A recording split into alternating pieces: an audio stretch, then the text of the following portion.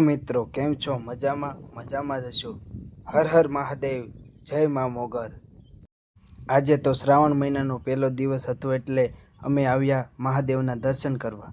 મિત્રો જોઈ શકો છો મહાદેવે જવાનો આવી રીતનો કંઈક રસ્તો છે। જો મિત્રો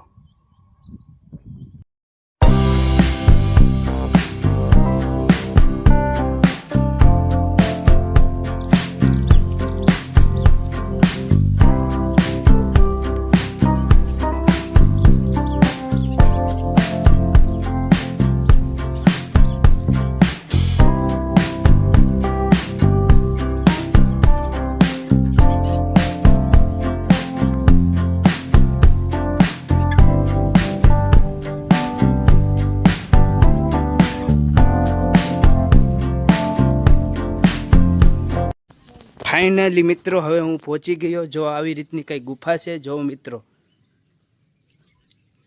અહીં મહાદેવનું મંદિર પણ છે। જો મિત્રો કહેવાય છે કે પાંડવો જ્યારે વનવાસ કરતા હતા ત્યારે તેઓ અહીંયા એક રાત રોકાણા હતા।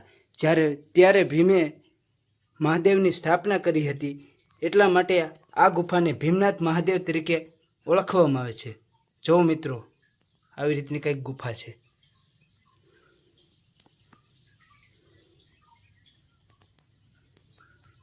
મિત્રો આ ગુફા બહુ ઊંડી છે એવું કહેવામાં આવે છે। મિત્રો જોઈ શકો છો ઘણી ઊંડી છે। એમ તો અહીંયા કહેવામાં આવે છે કે અહીંયા સફેદ નાગ પણ રહે છે એવી માન્યતા છે। મિત્રો જોઈ શકો છો આવી રીતનું કંઈક ભોંયરું છે અંદર। જુઓ મિત્રો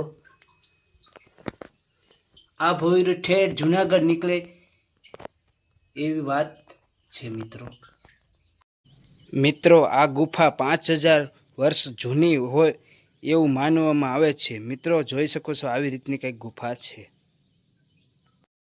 મિત્રો કહેવાય છે કે પાંડવોને જ્યારે વનવાસ મળ્યો હતો ત્યારે તે પાંડવો અહીંયાથી નીકળ્યા હતા। ત્યારે પાંડવોને તરસ લાગી હતી એટલે ભીમે અહીંયા પગ મારીને પાણી કાઢ્યું હતું, એટલા માટે આ સ્થળને ભીમના પગ નામથી પ્રખ્યાત છે। જો મિત્રો આવી રીતનો કંઈક ભીમનો પગ છે। મિત્રો અહીંયા સુરાપુરા દાદાનું મંદિર પણ આવેલું છે। જોઈ શકો છો આવી રીતનું કંઈક મંદિર છે।